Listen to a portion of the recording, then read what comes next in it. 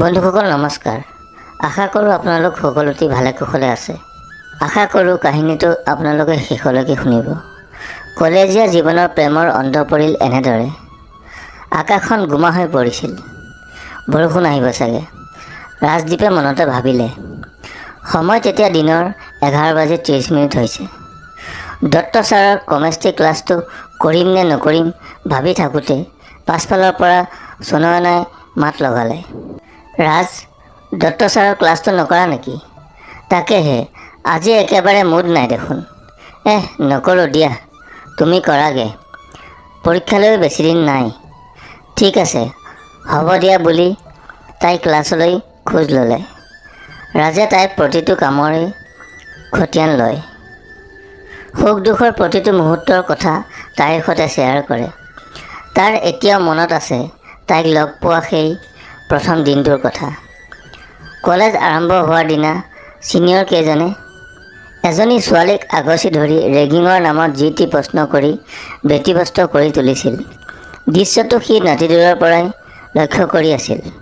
হুলস্থুল বাঢ়ি যোৱাত কাষলৈ আহি দেখে দীঘল ঢৌ খেলা চুলিতাৰিৰে সুগভীৰ নয়নৰ প্ৰথম চাৱনিতে যিকোনো ডেকা ল'ৰাই প্ৰেমত পৰিব খোজা এজনী ছোৱালী। চাওক, মোক যাবলৈ দিয়ক, ছোৱালীজনীয়ে বিনীতভাৱে ক'লে।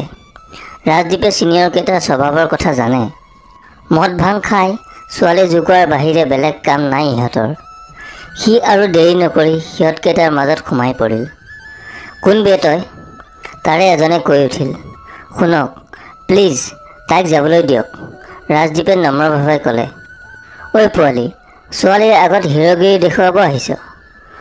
আমাক চিনি পোৱা নাই বুলি কৈ আন এজনে তাৰ চাৰ্টৰ কলাৰত খামুচি ধৰি গৰজি উঠিল। চাল্লা ইয়াক বুলি ঘোচা এটা সোধাব লওঁতেই তৎমুহূৰ্ততে ৰাজদ্বীপে ঘোচাটো ব্লক কৰি বেক কিক মাৰি বগৰাই দিলে। ৰাজদ্বীপে মাৰ্চিয়েল আৰ্টৰ প্ৰশিক্ষণ লৈছিল বাবে এই কাইদাটো সি জানিছিল। তাৰপিছত সি তাত নৰৈ ছোৱালীজনীৰ হাত এখন ধৰি ক্লাছলৈ বুলি খোজ ল'লে। সেইদিনা সিহঁতৰ প্ৰথম চিনাকি। প্ৰথম চিনাকিতে ৰাজদ্বীপৰ তাইৰ প্ৰতি ভাল লগা ভাৱ এটা জাগি উঠিছিল। তাইও ৰাজদ্বীপক হয়তো সৎ আৰু সন্মানীয় ল'ৰা বুলি ভাবি লৈছিল। বন্ধুত্বৰ পাছৰে পৰা ৰাজদ্বীপক সুনয়নাই ৰাজ বুলি আৰু ৰাজদ্বীপে নয়না বুলি মাতে। ৰাজ, ৰাজ, কি ভাবি আছা? ব'লা যাওঁ। খকমককৈ ঘূৰি চাই দেখে সুনয়না তাৰ কাষত ৰৈ আছে। কথাবোৰ ভাবি কেতিয়া যে ক্লাছ শেষ হ'ল সি গমেই নাপালে।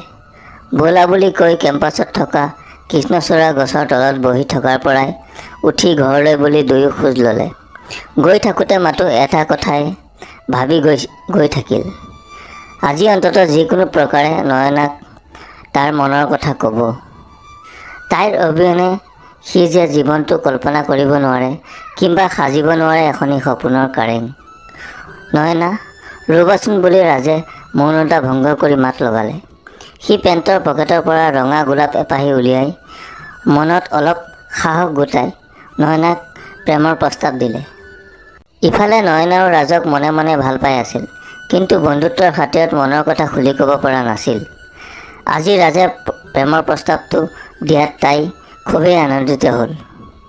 ৰাজৰ পৰা গোলাপ ফুলপাহ লৈ মিচিকীয়া হাঁহিৰে মৌন সমৰ্থন আগবঢ়ালে। ৰাজ আজি বহুত সুখী। তাৰ মনে বিচৰা লগৰীজনীক পায়। তাই জন্মদিনটো উদযাপন কৰিছিল ছিকিমৰ মায়ামৰ পৰিৱেশত। সেইদিনা সি তাইক পিন্ধাই দিছিল মৰমৰ চিনস্বৰূপে এযোৰি নুপুৰ। বন্ধুসকল, আপোনালোকে যদি চেনেলটো এতিয়ালৈকে ছাবস্ক্ৰাইব কৰা নাই তেনেহ'লে চেনেলটো ছাবস্ক্ৰাইব কৰি লওক নিতৌ এনেধৰণৰ কাহিনী পাবলৈ। ছিকিমৰ গধূলি মায়াখনৰ পৰিৱেশ। পূৰ্ণিমাৰ জোন আৰু এচাটি শীতল বতাহে চুই গৈছিল সিহঁতক। এটা সময়ত ৰাজে নয়নাক এহাতেৰে টানি কাষলৈ লৈ আহি কৈ উঠিছিল, কিমান ভাল পোৱা তুমি মোক, কোৱা না। তাৰ প্ৰশ্নৰ একো সমিধান নিদি তাই মাথো ৰাজৰ বুকুৰ মাজত সোমাই পৰিছিল। সিহঁতলৈ চাই পূৰ্ণিমাৰ জোনেও যেন লাজতে মুখ লুকুৱাইছিল ডাৱৰৰ মাজত। সময়বোৰ পাৰ হৈ গৈ থাকিল। বিএৰ শেষ ছেমিষ্টাৰৰ পৰীক্ষাৰ দিন চমু চাপিলহি। পঢ়াৰ বোজা বাঢ়ি যোৱাৰ বাবে সিহঁতেও তেনেকৈ লগ নকৰা হ'ল। শেষৰ পৰীক্ষাৰ দিনাই নয়নাই কোৱা কথাখিনিয়ে ৰাজক বাৰুকৈ ভবাই তুলিলে। তাই হেনো বিয়াৰ কথা ওলাইছে ঘৰত। কিন্তু এতিয়া সি কি কৰিব? সময়মতে সি উপাৰ্জনৰ পথ উলিয়াব পাৰিব জানো? যদি নোৱাৰে, হয়তো সি নয়নাক হেৰুৱাব লগা হ'ব পাৰে।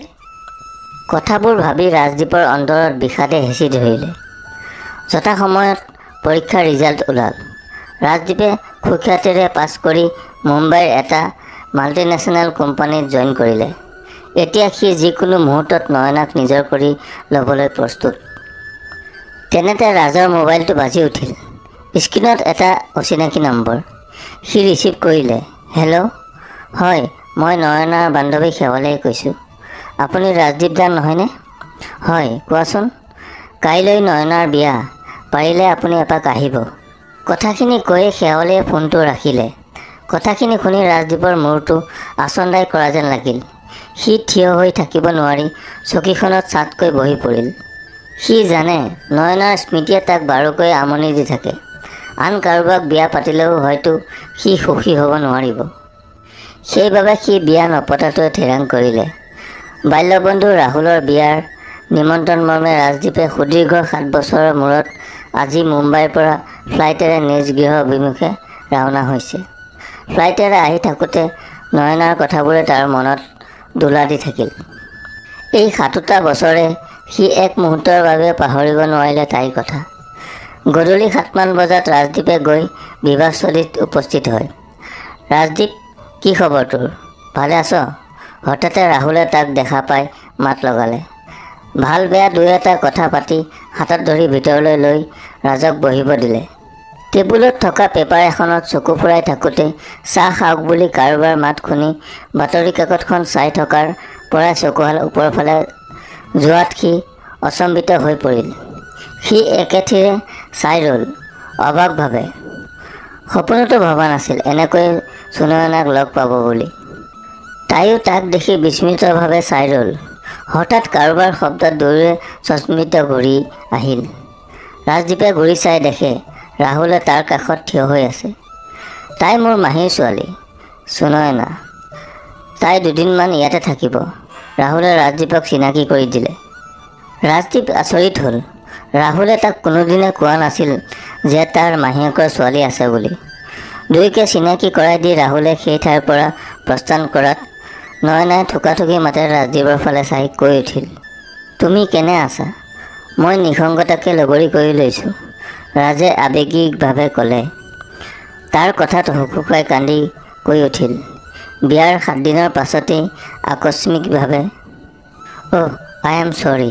সি তাইক সান্তনা দিয়াৰ সুৰত ক'লে। বেয়া নোপোৱা যদি এটা প্ৰস্তাৱ তোমাৰ সন্মুখত ৰাখিব বিচাৰোঁ। তুমি মোৰ জীৱন লগৰী হ'বানে? তুমি কি কৈছা ৰাজ? এয়া অসম্ভৱ। মই এগৰাকী বিবাহিতা নাৰী। সমাজে জানো স্বীকৃতি দিব? নয়নাই আচৰিত হৈ ৰাজক ক'লে, তুমি মোক ভুল নুবুজিবা। তোমাৰ অসহায় অৱস্থাটোৰ সুযোগ ল'ব বিচৰা নাই। মাথো আজিও তোমাক ভাল পাম বাবেহে।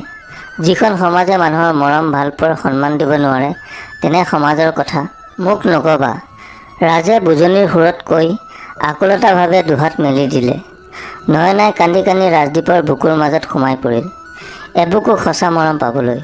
সিও এবুকু মৰম ঢালি সজোৰে তাইক সাৱটি ধৰিলে। বন্ধুসকল, কাহিনীটো কেনে লাগিল কমেণ্ট কৰি নিশ্চয় জনাব। যদি ভাল লাগিল তেনেহ'লে ভিডিঅ'টোত এটি লাইক কৰি দিব আৰু চেনেলটো যদি প্ৰথম ভিজিট কৰিছে তেনেহ'লে চেনেলটো ছাবস্ক্ৰাইব কৰি বেল আইকনটো প্ৰেছ কৰি দিব নিতৌ এনেধৰণৰ কাহিনী পাবলৈ। আজিলৈ আহোঁ, ধন্যবাদ, জয় অসম।